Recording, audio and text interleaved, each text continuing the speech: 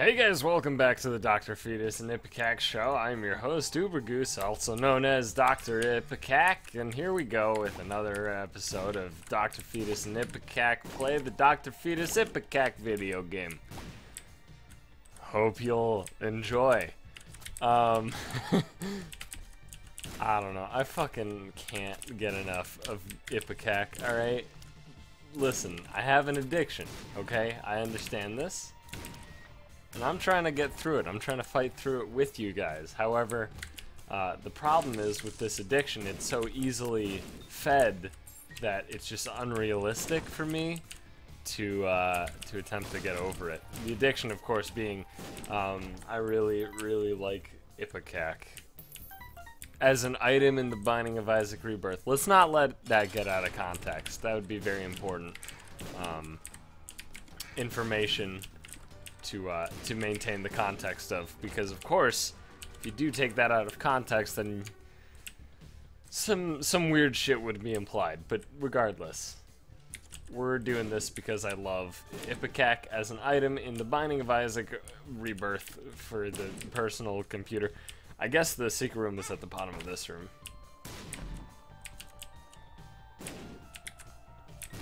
That's weird. That's weird. I don't know how to feel about that. I'm okay with it, I guess, but I don't know how to feel about it, you know? Oh, yeah. Okay, so, Mom's Key. Don't know if you know this. Good item, right? Pretty good item. Immediately gives me 2 keys, and then, of course, makes all of my chests generally have a higher payout. As you can tell by the massive amount of red hearts that I acquired from opening that golden chest, regrettably, of course. But that's okay, because we got more, so it's perfectly fine. By the way, my face is on fire right now. I decided to try out, so my uncle gave us, collective us, as in my family, my immediate family, I guess, whatever. He gave us some habanero popcorn at some point. Don't remember when. It was sort of semi-recent, I guess. Finally decided to break it open and try it, and my face is on fire. I'm a wuss when it comes to spicy things, so I thought it was a great idea for me to attempt to consume some habanero spiced popcorn. And by great idea, I mean horrible idea. And by horrible idea, I mean I did it anyway, because I ain't no pussy-ass bitch, you know what I'm saying?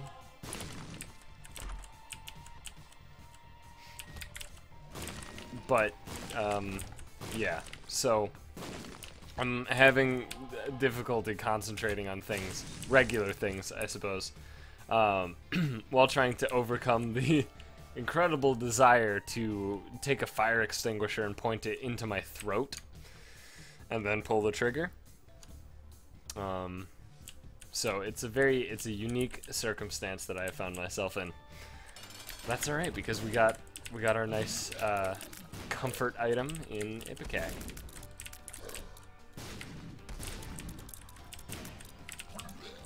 And I'm not going fast in this run, because I don't really wanna. Not feeling it right now, today. Just I don't know how I got out of there without losing one of my spiders or getting hit by an enemy spider. That was impressive. But so I might take Bob's Brain. I might take it. I don't know. It's really a hard decision because Bob's Brain really sucks. But this is if I was gonna take Bob's Brain, if I was forced to choose a situation in which to take Bob's Brain, okay, where in the fuck? There it is. Okay, I really didn't expect it to actually be there. Alright, well, didn't work out as I wanted it to. No, sir, not today.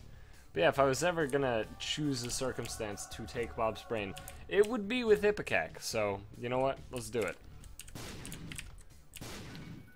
Let's roll hard on this one. And the reason that is because with Ipecac, I'm already kind of distancing myself from the shots, and, man, my tongue is still on fire. I'm already being conscious of where my tears are. Enough so that Bob's Brain does not really have many adverse effects. Because in the circumstances where, man, I'm really good with pill luck, apparently. In circumstances where Bob's Brain would be a bad thing, the same is true for Ipecac. So, I think it's alright. I sure am atrocious, aren't I? Okay. At pill luck, of course. Not just generally atrocious. That's just, what are you on about? Mate, what, you fucking what? I'll jab you right in the gabba. I'll fucking fight you, mate.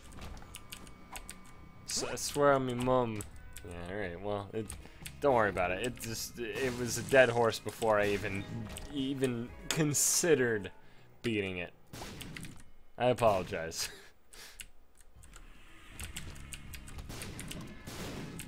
Alright. There we go. Yeah, I'm not gonna spend money on that. I'm just gonna blow it up. Blow it up, blow it up, blow it upside down. Damn it. Okay. So I decided to play some Dota 2 today. And I played one game. Turns out Dota 2 is the exact same game, and there's a lot of really awful people, so that's unfortunate. It's so, I mean, I don't know. It's so obnoxious to me that Dota 2 happens to also just be...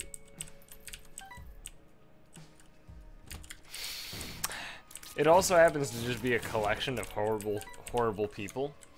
'Cause it's such a good game. Yeah, I don't really want Flatworm. Like, it's such a good game, you know, from a game design perspective, from even just a general gameplay perspective. Dota 2 is incredible, right? Incredible. There's insane depth. There is honestly, the balance is incredible. Like, that's a thing, a point of contention in every online game. So much so that really, like, it feels like no online or no like multiplayer game can do right, you know. It always feels like everything they do is wrong in the eyes of the player base when it comes to balancing. And Dota 2 has its fair share of people complaining about imbalance and shit. But for the most part, most of the time, the game is fairly balanced. And if it is ever imbalanced, that gets sorted reasonably quickly. I mean, sure, there have been outliers. Specifically... Ho-ho, haha, Shrapnel, that was something.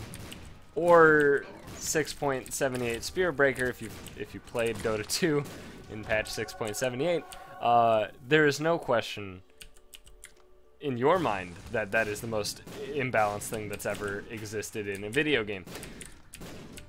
Probably.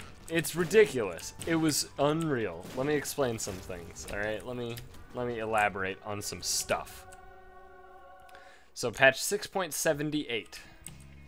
It was a patch, of course, of Dota 2. I'm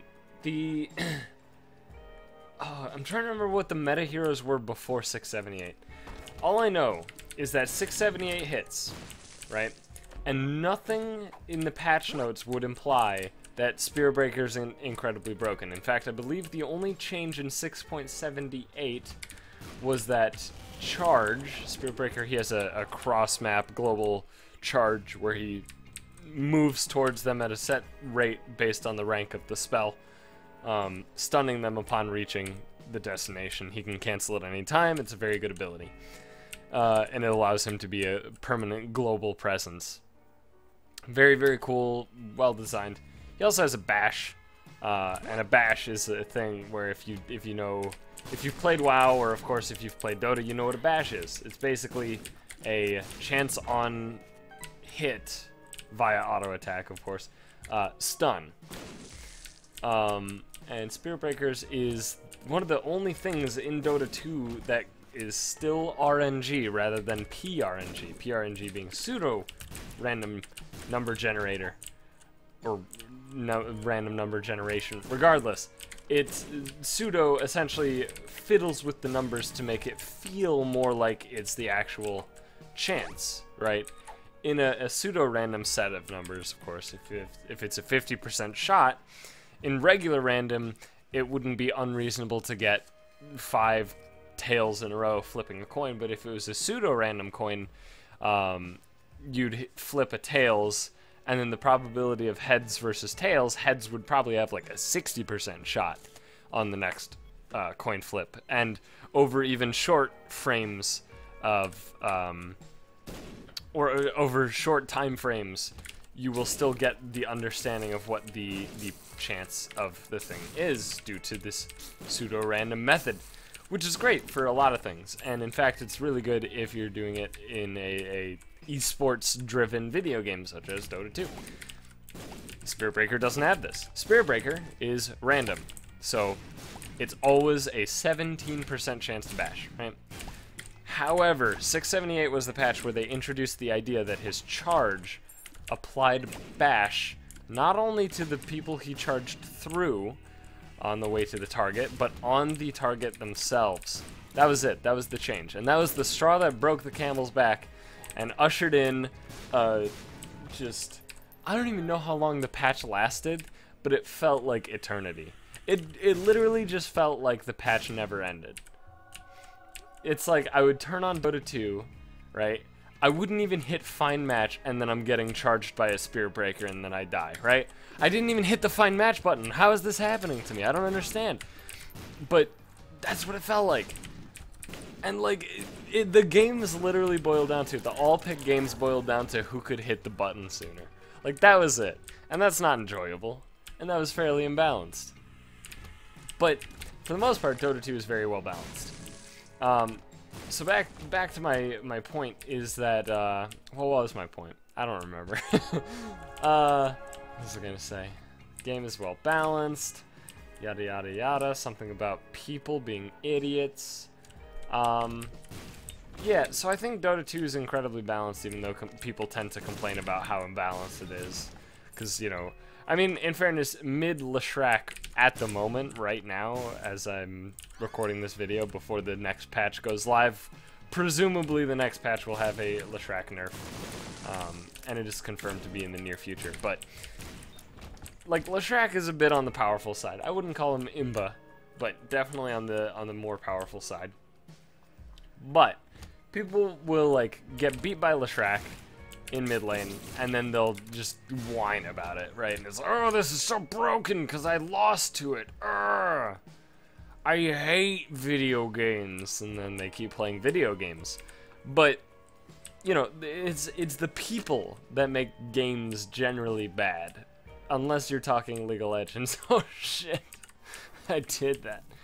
But it's generally the people that make the games bad, not the games themselves, when it comes to online gaming, that is. And I think Dota 2 falls pretty heavily under that camp. I think the game is incredible. I just think the player base is fairly unsavory would be the kindest way to put it. Also fairly inaccurate. I'd say the player base for Dota 2 tends to be incredibly awful in such a way that it makes me want to, I don't know, forcefully make them gargle bleach. Not, like, in the murder way, you know, more in, like, a... listen, alright? I might be part of the problem, but... no, it is ridiculous, though. Like, okay, let me elaborate on something. So, essentially, all games in MOBAs, which is a term people tend to dislike for some reason. I think it's a fine word. Everybody knows what you're talking about when you say MOBAs. Whether or not it's fucking the original term, whether you want to call it ARTS or not, whatever. I don't give a shit. It's a MOBA, alright? In MOBAs, there's this thing that happens, right? where, oh god, yes, in every single game, if you are losing, right, you have to be losing. That's a prerequisite for this to happen. But if you are losing, it is part of the player's understanding of the game that if you do not play the blame game, well, I don't know what to think about this. I mean, yeah, but that was a wasteful 2020 pickup, I guess. If you are not the one to initiate the blame game, then you are to blame, right? It's like this thing in the back of their heads, somewhere deep in the recesses of their brain, that forces them, right? They think that if they blame somebody else for the loss, they are exempt from, you know, being the reason that you lost, right? It's like a coping mechanism. So, and this, the worst thing is, right, this only happens, and it's almost like an impossible, it's almost like a paradoxical statement, I guess, what I'm about to make. Not necessarily paradoxical, but the idea is people who do the blame game tend to be the ones that were actually worth blaming. You know? So, let's say you have an SF mid lane, a Shadow Fiend. He's a very powerful mid laner if you don't play Dota 2. He is incredibly good in the mid lane. He can press an advantage quite well, and he is one of the few mid laners who has an incredible catch-up mechanic in the ability to flash farm stacks of jungle camps incredibly efficiently within the time frame between creep waves clashing in the mid lane, assuming that he pushed out the lane beforehand. So very, very powerful hero. Very popular as well. And let's say you have an SF mid lane, right? And he's, oh, I don't know, against a Tusk, for example. This didn't happen to me today when I played Dota 2, I promise. And so he's against a Tusk. Tusk is a melee hero. SF's a ranged hero. SF also has multiple AoE nukes at varying ranges, so he tends to bully melees very hard, to a point where the melees should pretty much never actually do anything to SF, unless they are a Dragon Knight. Dragon Knight can, of course, tend to deal with it. It's not that Dragon Knight beats SF, it's that SF doesn't beat Dragon Knight. Back to my point. Let's say you're an SF in mid lane against a Tusk, and the enemy supports don't ever rotate on you. In fact, they just stay in their lane, in the bot lane in this circumstance, the entire game. So you never get rotated on, you never get ganked, but you still somehow find a way to die to this melee hero. I have shot myself an unreasonable amount of times. Let's say you die to this melee hero, I don't know, let's just toss out a number 4 times in the laning phase without being ganked a single time. You just literally have solo died to this guy. And then you have the gall, have the balls, the cojones, to be like, God, fucking Undying, you stupid idiot. Why didn't you gank mid lane? I was not the Undying in this circumstance, by the way, so don't worry about this. It's not me trying to shift blame off of myself. In fact, I am just commenting on the fact that, first of all, I'll agree, that our Undying was atrocious, but that's irrelevant. This SF, who very clearly did the opposite of good things for the entirety of the game, is the first one, right? He got in on the ground floor of the blame game. So this exempts the game from being his fault, I guess, in his mind. And this is such a common occurrence in MOBAs. You know, this happened when I played League, obviously, because the League community is awful and literally can never improve. Because, I mean, the actual people that they're supposed to look up to are, like, you know, acting like fucking adult children and shit. Anyway, so, like, you know, it happened in League, it happens in Dota, it happens in, presumably, Heroes of the Storm. I mean, it's just, it's got to. It definitely happens in Smite. I played a lot of Smite in a small window of time, and I can 100% confirm it happens a lot in Smite. Which also might be due to the fact that a lot of the Smite player base happens to be shared with League of Legends, in my experience. So you know, there's a lot of blame game going on in MOBAs, and I don't quite understand why. Now, I'm not gonna lie to you. I have been known to partake in the blame game in Dota 2. It happens. Yes, please. It happens. You know, sometimes heat of the moment, you make a bad choice, and you're like, hey, what the fuck? Why? You know, if you weren't feeding all game, we had like an easy win. And maybe that's true. The point is, it's pointless. There's no benefit to playing the blame game. It doesn't help anybody. Nobody learns how to get better at Dota 2 by having somebody tell them, we lost the game because of you. Now, technically, that could help you in some way. You know, it could help you, and maybe hearing, hey, it was your fault we lost, is enough for that person to go back and analyze the replay, but we're talking about Dota 2 players here, so in reality, all that does is begin a flame war, and that's it. So that's what you've accomplished by blaming somebody else, right? That's it. Also, here's one thing that I have begun doing in the past, fuck, I don't know how many months. Some number of months. Basically, I realized I was getting fucking toxic as shit.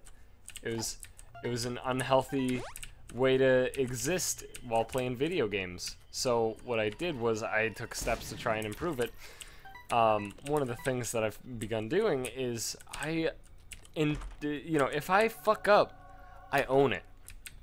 You know, if I make a mistake, I'm like, ah, shit, sorry guys, my bad. I fucked that one up. I'll try to improve next time or whatever, right? You know, at least something. At least admit that you fucked up, right? Because not admitting you fucked up and instead shifting the blame to other people does nothing but, you know, create these situations where essentially you just have in-team fighting, right?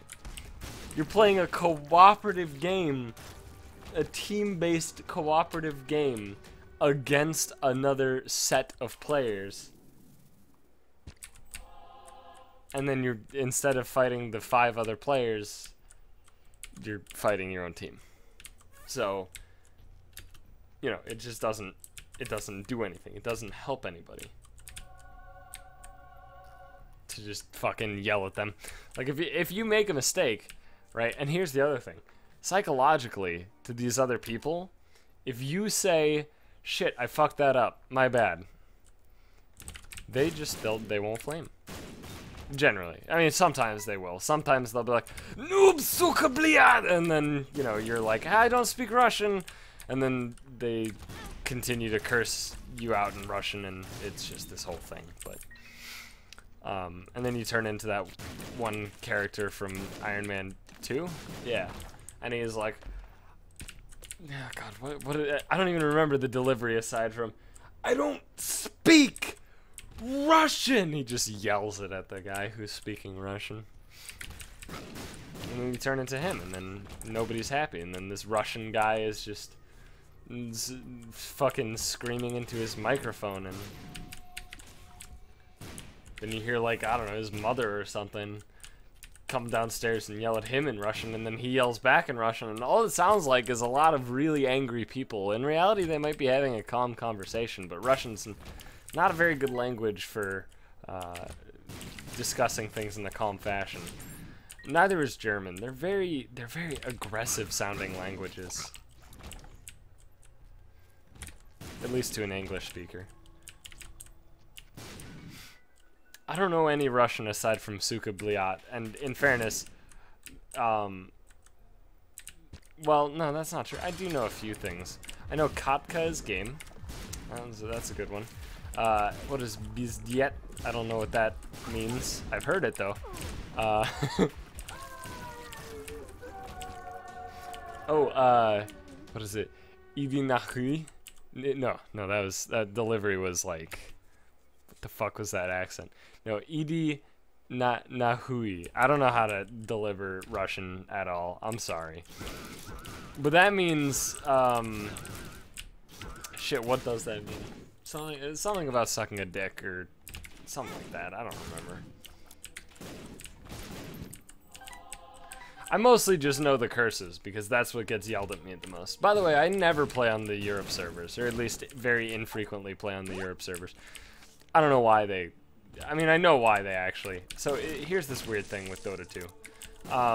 No matter where you go, you're going to have Russians, alright? And it's not that Russians innately are assholes. It just so happens that every Dota player who happens to be a Russian happens to also be an asshole. Not every, I'm exaggerating, but the vast majority here's the thing though, it's kind of like a self-fulfilling prophecy, right? Because as you're like, this dude's a fucking jackass, you know, as you create this opinion in your mind, and then they turn on their mic for a half second and they say "Suka bliat," and then you're like, I knew it, I knew he was Russian, right? And then if it's some like American dude just yelling at you and he's like, you fucking idiot, and then it's just like, oh, okay. And then you just never really, it's not a thing that you keep in mind. Your own confirmation bias is making you think it's only Russians who are this way, but in reality everybody's an asshole. But regardless, there's a lot of Russians who intentionally don't speak English, or at least they intentionally play on servers where they don't speak the most common language on the server. I forgot to Jera. For some reason I thought it was a Perth row. Let's not talk about it and just take this and move on. And the reason they do that is because in Russia it's still very common for a lot of people to play in LAN cafes. And what this causes is essentially this population of people who, you know, they're basically in a LAN cafe. If you don't know what a LAN cafe is, they have a shitload of computer setup, and then you pay to play on them, and that's it. Generally they have like a selection of games, and depending on the place, you know, you can like maybe install your own, depending on certain factors or whatever, but most places just have like a selection of games that you can play, and that's that. And in most places that are not America, LAN cafes will have Dota 2.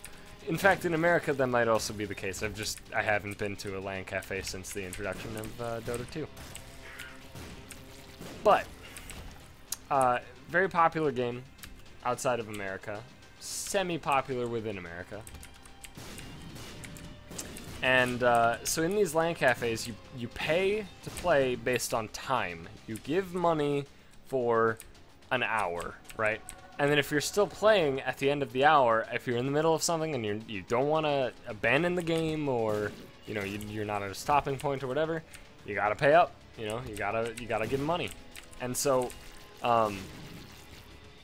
what happens is, because you pay for, let's say you're paying for an hour of time, let's just throw out a random number, I don't know, $10. You're paying $10 for an hour of time at this LAN cafe. That's probably incredibly high in general, but it also is probably incredibly high for one that exists in Russia, regardless. $10, hour of time. So what do you want to do if you want to play Dota? Well, you want to play as many games as possible. You can probably jam in 2 games in that time frame.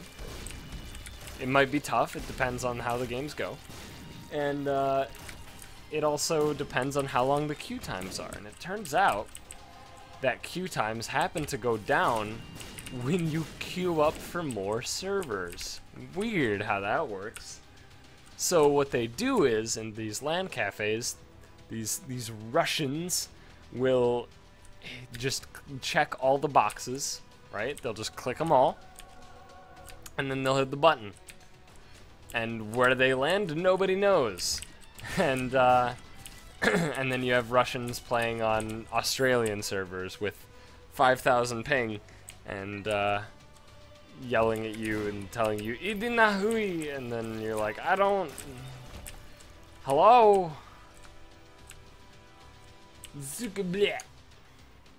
Etc. And yeah, so that's why you get Russians on literally every server. And it's also sort of true for Peruvians, but not to the full extent of Russians, I've noticed. I don't know if it's due to the numbers, the populations of Peruvians versus Russians that play Dota 2. I don't know what it is specifically. But I do know for a fact that Peruvians will often play on the US East servers due to the fact that it is the best ping they can get, even though there are South American servers, because routing isn't a simple thing. This is bullshit, by the way. I'm fucking pissed about this. Because routing is not a very simple thing. It's not just like as the crow flies proximity based. It's based on the length of wire you have to go through in order to, to get a ping. And it turns out if you're trying to route from Peru to Brazil, you actually have to go up through Central America, up to the east coast of the United States, and then back down through the Gulf to hit Brazil. So it's a trip. So they just get better ping on US East. That's why there's so many Peruvians on US East. But Russians are everywhere because they just click all the buttons. Which is... it's very bizarre. I don't know. Dota 2 is a weird game in terms of community. It's a very weird game. I'm sure you could do like tons of like human behavioral studies on Dota 2. I'm certain of it, in fact, because it's such a unique thing with just this huge array of differently minded people that kind of put themselves into these camps. They do certain things in ways that they don't even know why, specifically with the whole flaming aspect and the blame game bullshit, right? And it's very interesting. I don't know, it's super cool stuff. But anyway, thanks for watching this episode of the Dr. Fetus and Ipecac show. Next episode, of course, we'll have more Dr. Fetus and Ipecac. I was your host, Ubergoose, for the Dr. Fetus Ipecac show, also known as Dr. Ipecac. And I'll see you guys in the next one. But be sure to leave a like on the Dr. Fetus and Ipecac show so you can see more Dr. Fetus and Ipecac and the Dr. Fetus and Ipecac, Dr. Fetus and Ipecac, Dr. Fetus and Ipecac.